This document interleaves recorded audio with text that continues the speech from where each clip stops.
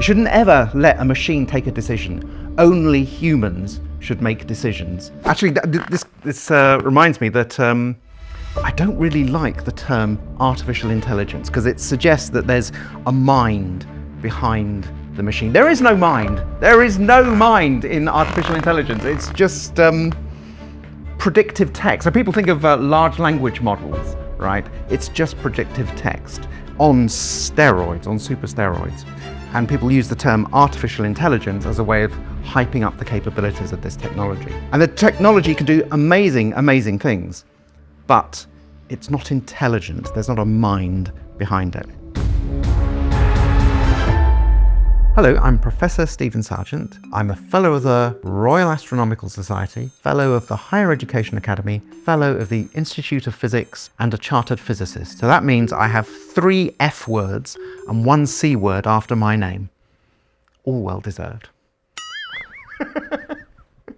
In my job, I use a lot of very large data sets. We're in the middle of an avalanche of data at the moment, and the only way that you can answer a lot of science questions is to use machine learning, what people call artificial intelligence. And so that's drawn me into the interface between astrophysics and data science. I was in a meeting of STEM professors, so science technology professors, and there was somebody there who was gushing about the capabilities of machine learning, of AI, how it could be transformative to teaching, how it could be transformative to research, blah, blah, blah, blah. I was thinking, the technology can't do this now.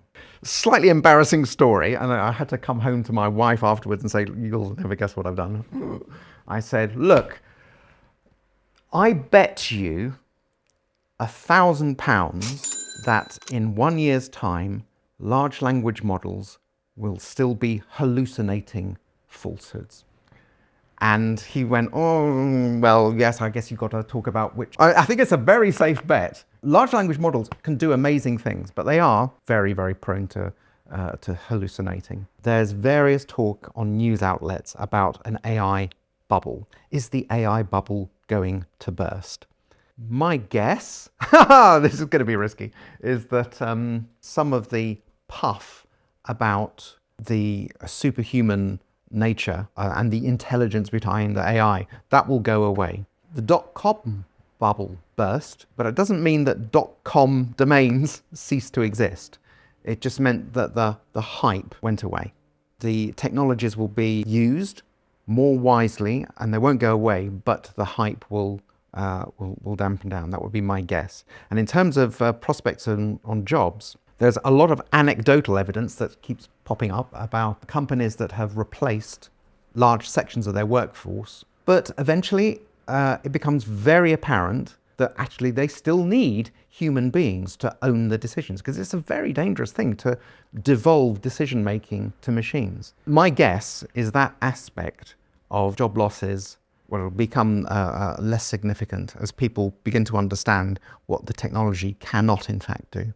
For my students, what we're doing is training them in applications of machine learning. I think students need to be able to know what the technology cannot do and to acquire skills before relying on machine learning, because you're not going to be able to do calculations, you're not going to be able to do a whole lot of technical things with machine learning until you can do it yourself first. And then you can own the results. You just can't rely on machine learning outputs. And it's because human beings can do things that are utterly outside the capabilities of machine learning, because they can take a look at a problem and say, you're just asking the wrong problem.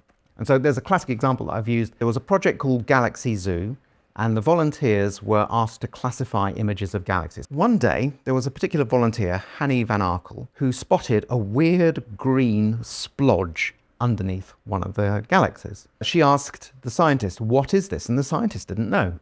And it turned out that it was a light echo from a supermassive black hole. And it's a very, very rare thing, because you've got to just catch it at the perfect moment where the black hole is no longer accreting and the echo is still radiating the light. But it would not have happened if there were not a human being saying, this is weird, you've been asking me the wrong question. And this is quite general in machine learning applications. There are rare things that either are completely unexpected by the research teams, or just so rare that you can't assemble enough of a training set to train the machine learning. So you always need human beings.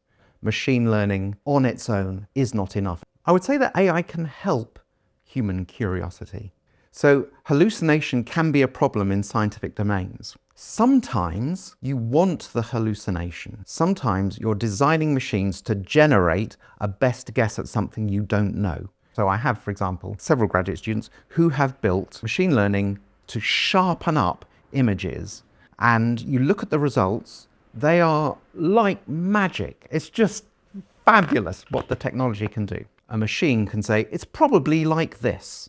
It's not certainly like this, but it will give you a very reasonable answer. And it will give you some interesting things to follow up in more detail. So sometimes the hallucination is a great thing. Hallucination can also be a terrible thing. You need to say, I am consciously trying to make this hallucinate, and this is what I believe about the accuracy. But if you're just blindly quoting something that's been vomited out by a large language model, you're putting yourself at some risk, some professional risk. So one of the things that we do at the Open University is we're involved in a space mission called Euclid. It's a space telescope which is mapping about a third of the sky to nearly Hubble Space Telescope quality.